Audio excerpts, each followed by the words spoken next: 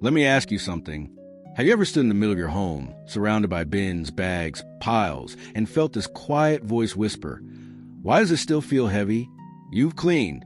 You've sorted. You've tried those weekend declutter marathons that left you exhausted by Sunday night.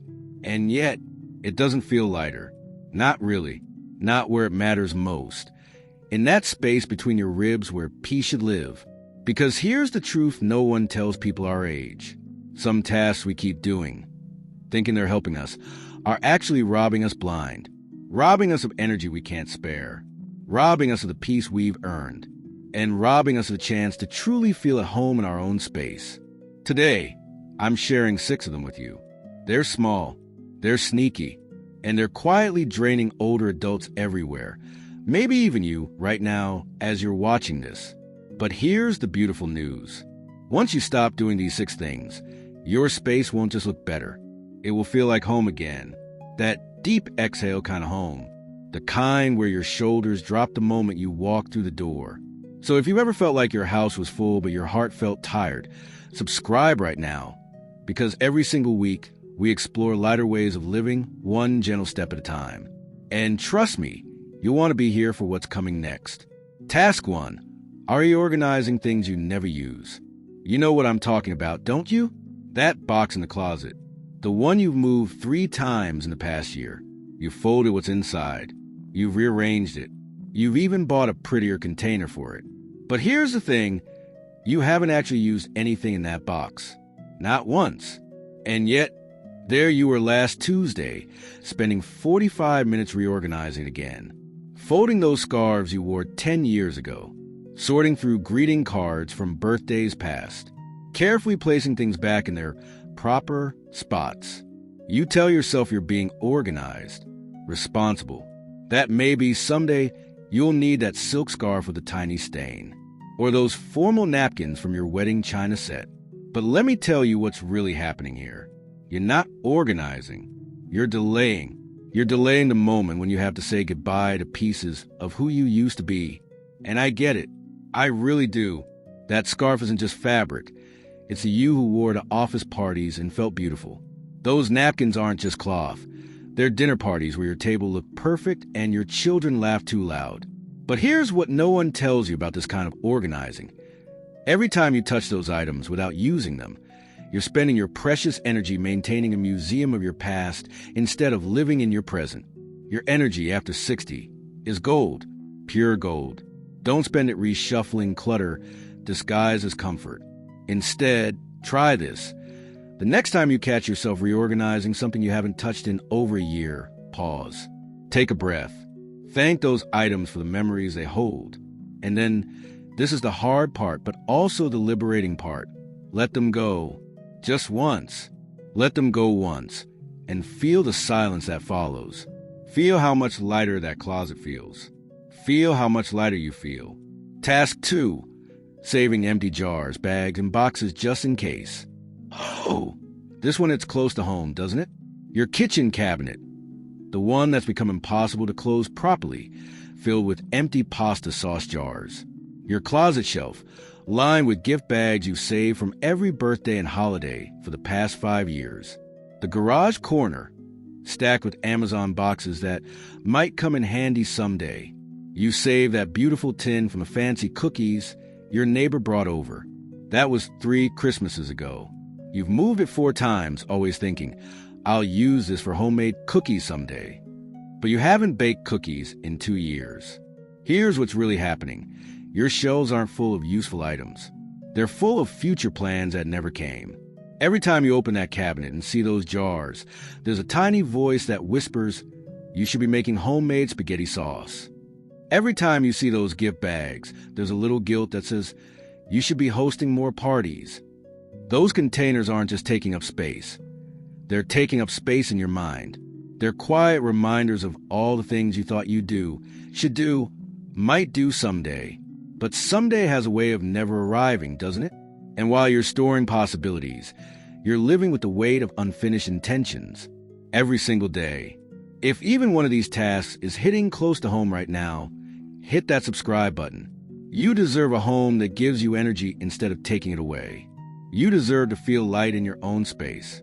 Here's the truth about just in case. Just in case rarely comes. And when it does, you can always find another jar, another bag, another box. But you can't find another Tuesday afternoon that you spent organizing things you'll never use. So here's what I want you to try. Keep one. Just one beautiful jar, one sturdy bag, one perfect box. Let the rest go. Give them to someone who will use them this week, not someday. Feel the difference when you open that cabinet and see space instead of clutter. Feel how much easier it is to find what you actually need. Feel how much quieter your mind becomes when it's not keeping track of 20 empty containers and their imaginary future purposes. You are not a backup storage unit for your past selves or your future maybes. You are a person living right now, today, and your space should reflect that beautiful truth. Task 3. Try and declutter the biggest spaces first. Let me guess what happened the last time you decided to get serious about decluttering. You looked around your home and thought, I'm going to tackle the garage today. Or maybe it was, this whole living room needs to be sorted. Perhaps you stood in your kitchen and declared, I'm clearing out every single cabinet. Sound familiar? You rolled up your sleeves, pulled everything out, and within 2 hours you were sitting in the middle of a disaster zone, surrounded by more stuff than when you started, feeling completely overwhelmed and ready to quit. And then you did quit, because looking at that mountain of belongings felt impossible. So you shoved everything back where it came from, maybe even messier than before, and told yourself you'd try again when you had more energy. Here's what I need you to understand. You didn't fail. You didn't lack willpower or motivation. You just started in the wrong place. We always try to conquer the biggest mountain first. It's human nature. We think bigger effort equals bigger results. But after 60, that approach doesn't just drain your energy. It breaks your spirit. Every time you quit a massive decluttering project, a little voice whispers, see, you can't do this. You're not organized. You're not capable. And that voice gets louder each time you try and stop. But that voice is lying. The truth is, momentum isn't built by moving mountains. It's built by moving pebbles. One small win that leads to another small win that leads to another.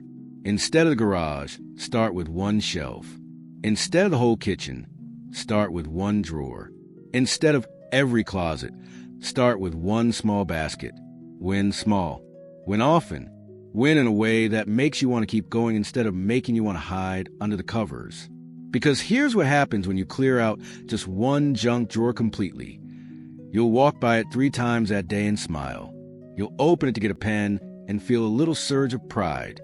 You'll remember that you are capable, you are organized, and you can create order in your space. That feeling? That's the fuel for tomorrow's small win. And the day after that, and the day after that, your home wasn't cluttered in a day, and it won't be cleared in a day, but it can be lighter by tonight if you start with something so small that quitting isn't even an option. Task 4, holding on to gifts out of guilt. This one might sting a little, but stay with me because this could be the most freeing thing you hear all week. That decorative fruit bowl your sister-in-law gave you 5 years ago. The one that's never held fruit because you don't actually like how it looks in your kitchen. But it's sitting there on your counter because what if she visits and notices it's gone? The itchy scarf your daughter brought back from her vacation. You've never worn it, not once, because the fabric irritates your skin. But it's hanging in your closet because she was so excited to give it to you. The picture frame that came with a photo of strangers, still sitting on your shelf because your neighbor was so proud when she picked it out for your birthday. You've been meaning to put your own photo in it for 2 years now, but somehow you never do. Can I tell you something? You are not a storage facility for other people's good intentions. Every time you dust around that fruit bowl you don't love, every time you move that scratchy scarf to get the clothes you actually wear, every time you see that empty picture frame, you're not honoring the gift giver. You're honoring guilt. And guilt is a terrible roommate. It takes up space, creates mess, and never pays rent. Here's what I've learned about gifts after 6 decades of living. The love isn't in the object. The love was in the moment it was given. The love was in someone thinking of you, choosing something they hope will make you smile, wrapping it with care. That moment already happened. That love was already received. The object is just an object You can be grateful for the thought and still release the thing. You can love the person and still let go of the item that doesn't serve your life. This isn't about perfection. It's about kindness. And being kind to yourself means not living with things that make you feel guilty every time you see them. If you've been quietly nodding along with any of this, don't wait another day. Subscribe right now and walk this gentle journey with thousands of others who are choosing to live lighter, one small decision at a time. Here's a radical idea. What if you kept gifts because they brought you joy, not because they came from someone you love? What if your space was filled only with things that made you smile when you saw them?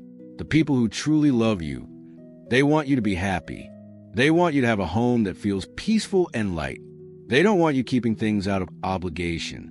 So thank the fruit bowl. Thank it for representing your sister-in-law's thoughtfulness. Then pass it on to someone who will actually put fruit in it. Thank the scratchy scarf for representing your daughter's desire to share her adventure with you. Then give it to someone whose skin won't react to the fabric. Love doesn't live in things. Love lives in phone calls and shared laughter and the way someone's face lights up when you walk into the room. Love lives in memories that no amount of decluttering can ever take away. But guilt can be released. And when you release it, you'll be amazed at how much lighter your home and your heart can feel. Task 5, overcategorizing every paper. Here's a scene I bet you know well. You're sitting at your kitchen table with a stack of papers that's been growing for weeks. Bills that are paid but you kept just in case.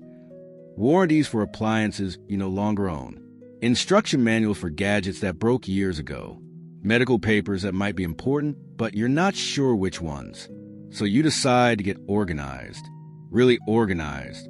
You buy a filing system with 17 different categories. You create folders labeled insurance car, insurance home, insurance health, medical current, medical 2023, medical 2022, warranties kitchen, warranties electronics. You spend 3 hours sorting every single piece of paper into its perfect category. You feel so accomplished when you're done, so organized, so adult. And then you never look at those files again. Not really. Because here's the thing about over-organizing papers. You're not actually organizing. You're hiding.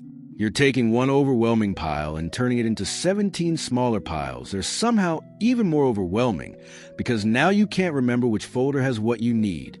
6 months later, when you need your car insurance information, you spend 20 minutes looking through insurance car, important documents, and auto-related before finally calling your insurance company to email you new copy.